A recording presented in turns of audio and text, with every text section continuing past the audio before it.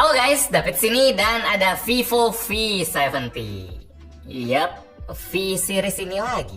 Sering banget ya munculnya, kayak kena spam. Bahkan sekarang ada V70 FE. Bukan V70 Lite tapi FE. Makin banyak aja jenisnya. Baru 6 bulan lalu loh, kita ngebahas V60 yang punya kamera zoom baru, prosesor terbaru, baterai makin badak, upgrade-nya seru-seru, dengan beberapa kelemahan yang udah kita bahas di video reviewnya. Nah, tugas V70 ini, dia kayak versi update, versi patch, versi penyempurnaan dari V60. Spek utamanya tetap sama, prosesor, kamera, baterai, persis kayak V60. Tapi hampir semua kelemahan V60 udah diberesin. Hampir semuanya ya, karena ternyata masih ada loh bagian yang Vivo ke-skip. Atau sengaja di-skip, saya nggak tahu, nanti kita bahas. Sekarang kita buka dengan yang manis dulu deh. Dari desainnya yang benar-benar direnov oleh V70. Coba, kalau kita bandingin sama V60, kayak lagi ngeliat dua HP yang beda kelas ya. Dan saya jauh lebih suka desain V70 ini. Udah ada rasa fleksibnya. Bagian frame atau rangkanya udah diganti dari plastik, sekarang udah pakai metal, keras dan dingin. Potongan HP-nya juga dibikin lebih kaku, lebih ngotak. Ukuran layarnya lebih kecil, jadi 6,59 inci, jadi lebih pas di tangan. Kacanya modelan flat dan resolusinya udah naik jadi 1,5K. Desain kamera juga diubah, jadi lebih ngotak dengan bahan metal juga. Biar senada sama rangkanya tadi, permak total. Varian warnanya pun dibikin lebih berani ya, lewat warna sandalwood brown. Ini coklat abis ya, kayak warna tembaga. Cakep. Kalau Anda lebih demen yang klasik, ada varian golden hour ini. Sama ada satu lagi warna alpine grey yang lebih polos. Kalau ngeliat desainnya doang, mungkin banyak yang ngira kalau ini Vivo X300 FE atau X300 Lite ya. Ada aura fleksibnya. Tapi pas udah baca speknya, ini memang V series banget sih. Persis kayak V60 kemarin. Misalnya dari kamera. Walaupun modelannya udah berubah, isinya tetap sama kok. Kalau ngeliat detail spek dari website resmi Vivo, kamera V60 dan V70 kelihatan hampir sama persis ya. Beda tipis banget. Kalau ngeliat posternya pun kerasa sama. Kamera utama Zeiss 50MP dengan OIS, lensa telefoto Zeiss 50MP dengan OIS, dan lensa ultrawide Zeiss 8MP. Kamera depannya juga persis di 50MP. Malah V70 nggak pamerin dia pakai sensor apa. Jadi kalaupun ada bedanya, palingan bedanya di sensor yang hasil jepretannya juga mirip ya. Kesannya tetap sama, warnanya kuat, cerah kalau kita pakai racikan Zeiss yang vivid. Biru langit jadi super gonjreng. Kalau emas di patung kuda ini juga kerasa kuat ya bling-blingnya. Dan warna suasana malam juga tetap bersih. Hijau daun, pendaran lampu di tulisan Tribeca, pantulan hijau di kolam, cerah semua. Pas kita zoom 3 kali pun gambarnya tetap bersih. Detail-detail tetap jelas, tajam, minim noise walaupun motretnya malam-malam. Di dalam ruangan juga mantap. Mau kamera utama 1 kali, fotonya tetap bening, zoom 3 kali buat dapat detail aman. Sampai zoom 10 kali juga tetap bagus. Benang-benang bajunya sampai bisa kelihatan.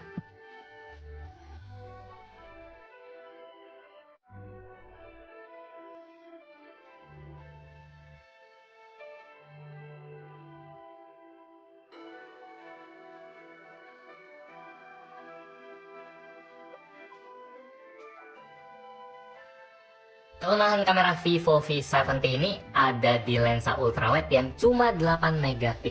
Kecil, bikin fotonya itu sekilas kelihatan bagus. Warna masih oke, suasana juga jelas apa yang lagi terjadi di depan mata. Fine-fine aja, asal jangan di zoom. Kalau udah zoom, bubar. Detailnya udah hilang semua tuh. Penuh noise atau terlalu halus. Ini mirip kayak V60 kemarin. Buat perekaman kamera depan, Vivo V70 udah bisa aktif sampai 4K 60fps. Setting yang tinggi ya, cuma seperti yang bisa Anda lihat, videonya masih gempa. Kalau pengen stabil kayak gini, kita harus turunin frame rate-nya ke 30fps. Jadi ini barusan saya ubah ke 4K 30. Jadi stabil, langsung instan. Dan untungnya nggak nge-crop muka juga ya. Mungkin karena 4K 60 dia prosesinya berat, jadi chipsetnya masih belum sanggup buat ngestabilin secepat itu, seberat itu. Kalau 30 dia udah sanggup. Kalau dari kualitas gambarnya sendiri, dynamic range-nya mantap sih. Ini langit biru, ada awan, bisa ketangkap semua, muka masih jelas, daun-daun yang gelap juga masih bisa ketangkap dengan jelas. Salah satu dynamic range yang paling luas buat kelas harga segini. Cuma soal stabilisasi tadi aja. Kalau buat kamera belakang dia juga udah bisa 4K 60. Ini lebih mulus daripada 4K 30 di V60 kemarin. Cuma masih ada gempa-gempanya ya. Tapi bedanya sama kamera depan, kita bisa aktifin stabilisasi di 4K 60. Jadi kalau jalan pun dia masih tetap stabil, walaupun gambarnya lebih ke crop ya dibanding yang tadi, lebih dekat gitu.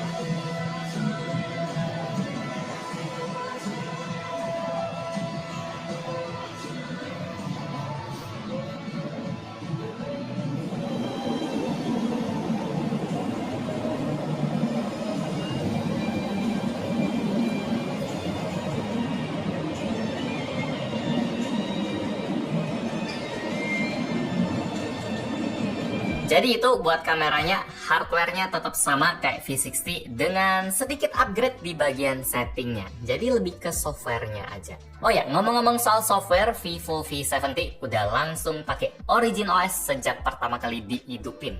Bikin tampilannya lebih bersih, lebih modern, dengan fitur yang lebih banyak, kustomisasinya lebih bisa dimainin lagi.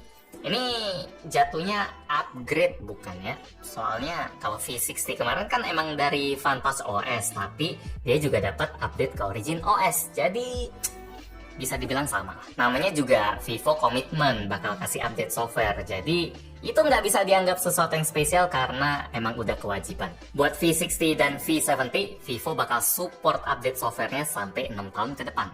Nah, Vivo, mumpung lagi ngomongin update, saya boleh request ya, tolong dong tanyain ke orang Aiku, saudara kalian sendiri, yang satu rumah, satu service center, satu Origin OS, gimana caranya bisa bikin speaker di HP jadi lebih mantep lewat update software. Mereka bisa loh bikin speaker Aiku 15 yang cempreng jadi bagus lewat update software doang. Coba deh ajak makan siang, ngopi, terus tanyain rahasianya.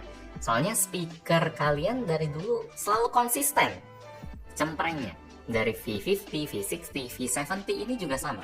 Suaranya kerasa tajam, treble-nya ketinggian. Saya kirain itu masalah di hardware ya, udah nggak bisa diapa-apain, harus nunggu HP baru. Ternyata bisa dibenerin pakai tuningan software loh. Jadi please ya, masih ada harapan buat naikin semua kualitas HP Vivo. Langsung auto nambah berapa poin. Sama satu lagi, kalau ini nggak bisa dibenerin kayaknya lewat update soal mesin getar di V70. Saya entah udah ngomong berapa kali, tapi mesin getar V-Series itu kerasa murah ya, cuma geli-geli doang. Langsung saya matiin pas pertama kali tahu. Di V70 juga sama. Sayang sih, desain udah premium, kamera udah bagus, masih ada hal simple yang di skip. Why?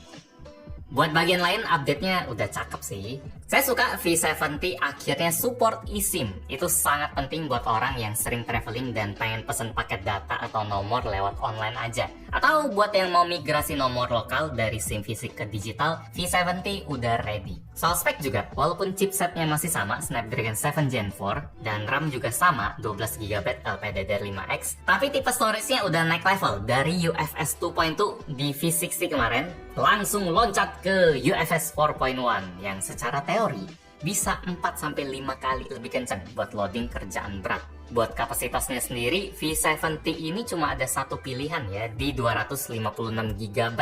Kalau ada varian 512 GB setengah tera kayak V60 kemarin, bakal lebih mantap lagi. Buat performa gamingnya sendiri standar aja karena chipsetnya sama. Dia bisa santai jalanin MLBB di 90 fps stabil. Game enteng udah pasti aman. Nah, ceritanya beda kalau game berat kayak Genshin. Di setting grafis tengah-tengah pun dia tetap naik turun. Kadang bisa kena 60 fps, habis itu turun lagi sampai paling bawah, sampai 30 fps batasnya. Grafiknya kayak gini ya, lumayan ngayun. Itu bikin rata-ratanya jadi pas di tengah, di 45 fps selama 30 menit. Buat suhunya sendiri kebetulan sama ya. Buat titik paling tinggi dia di 45 derajat Celcius. Jadi nggak bisa dibilang adem, tapi nggak terlalu panas juga. Buat kapasitas baterainya sendiri tetap sama kayak V60 di 6500 mAh. Buat streaming YouTube sejam dia makan 5-6%, main MLBB setting 90 fps setengah jam makan 9% aja, dan Genshin setengah jam tadi ternyata cuma 10%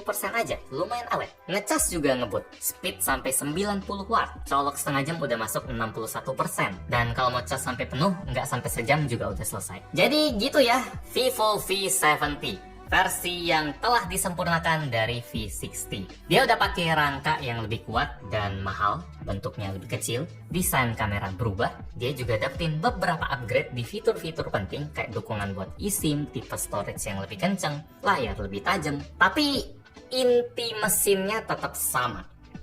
Inti mesin tuh kayak nama bengkel. Ya, spek-spek gedenya tetap sama, prosesor, baterai, kamera sama, dan sayangnya tetap ada kelemahan yang sama.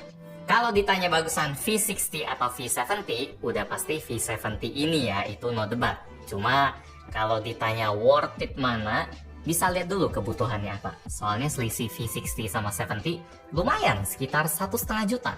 Kalau cuma cari prosesor, kamera, baterai, plus layar yang lebih gede, mending V60 aja udah cukup. Kalau pengen dapetin rasa yang lebih mewah sama ada fitur ekstra, V70 lebih cocok. Apalagi kalau V70 ini, kalau belinya di Vivo Store, beli offline, ada bonus tambahan. Merchandise dari Popmart Ziziga. Isinya ada stiker, ada casing, ada card holder, sama ada pop socket. Ini lumayan banget sih buat nambahin value HP-nya. Pintar juga ya si Vivo.